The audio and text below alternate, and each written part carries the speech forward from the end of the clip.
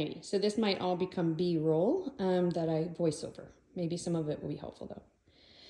Okay. Hi, I'm Heather, and I am currently located in Bosley Land, which is this big sweet boy, Great Dane's house. And in this video, I intend to kind of show some examples of how I inhabit a space while I'm there.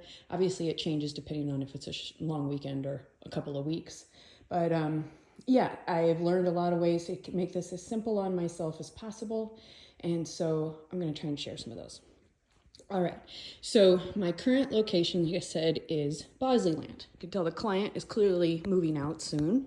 So that's created some of its own challenges in that almost like the majority of their stuff is already packed. So some pretty normal things I wasn't able to find because they're sort of camping in their own house.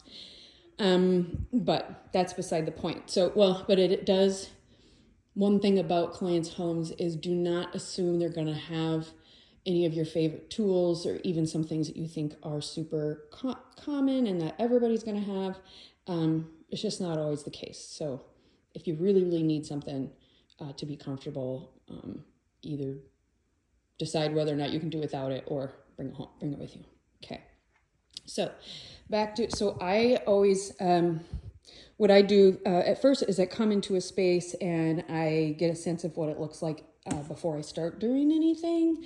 But then in order to make some space for myself, I sometimes will move client things. So like these things were kind of more over here and I wanted a bit more space on their table for my office. And so I just move these things over. This kind of movement, I would not put it back later. It's going to be fine on the edge of the table, but I'd also move these chairs. And so I will return those to their appropriate place. You know, always keeping in mind the perspective of leave no trace and or leave it better than you found it. So just make sure if you move anything, you put it back. Another example is there is usually a rug here. I didn't want the rug there, so I've moved it, I've rolled it up, it's down there, yeah, I'll put it back. So some strategies for keeping the place clean while you live there to minimize your cleanup. So what I do is I use a lot of cutting boards to protect the counter, even if it's not something I'm cutting up.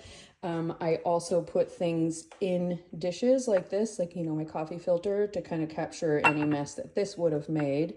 And using coffee filters as just a variety of ways that you can use these, you know, use your imagination to, again, kind of keep the mess down so that you don't have as much to clean up. I consider an air fryer to be a pretty essential part of my home pet sit kit because it just makes eating stuff often quite a bit easier. So that's something that might seem unusual that I keep in my kit, unless the client has one, and then I might use theirs. Let's see. Another way I keep things simple is I do try to have smoothies as often as possible because it's very simple to digest. There's a lot of nutrition in that thing and I can put more in there. Yeah, it's just easier for me to remember to eat. And this is a particularly good brand. A good friend of mine who only uses really good stuff turned me onto it. There should be a link in my description to get that $15 off a bag of that if you want.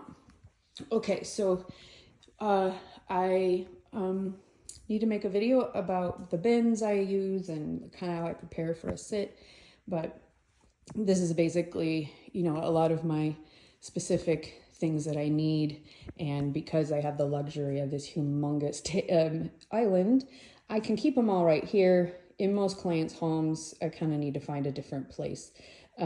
I use bins even for my food that I've brought because you need to take big precautions to make sure no dog ever gets into any food, let alone yours, or prescriptions or anything.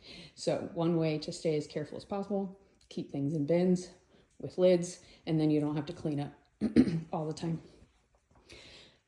So one of the things I love about leaving home and being somewhere else is it's like it gives me a chance to expand on my ideas. And in this case, again, I'm taking advantage of this huge island where I have spread out all of pages of where of specific things that I'm trying to think about, ideas I need to jot down, rather than keeping them combined in a smaller package, like in a notebook or something. I can spread them out, and I can say that that has really expanded my creativity process. I'm very excited about getting a lot of these ideas out of my head finally.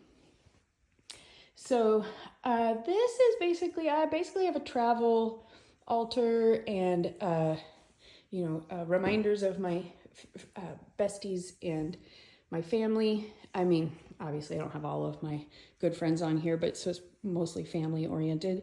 And then I tend to work with tarot cards when I'm on a pet sit too. I find that very helpful. So I encourage, this is definitely, not a beginner thing to do just because it's just one more thing to keep track of. But this is one way that I stay tethered and feel like I'm at home wherever I am, just by having photos of all of my people handy. So what else did I want to say in this one? Maybe I'll stop.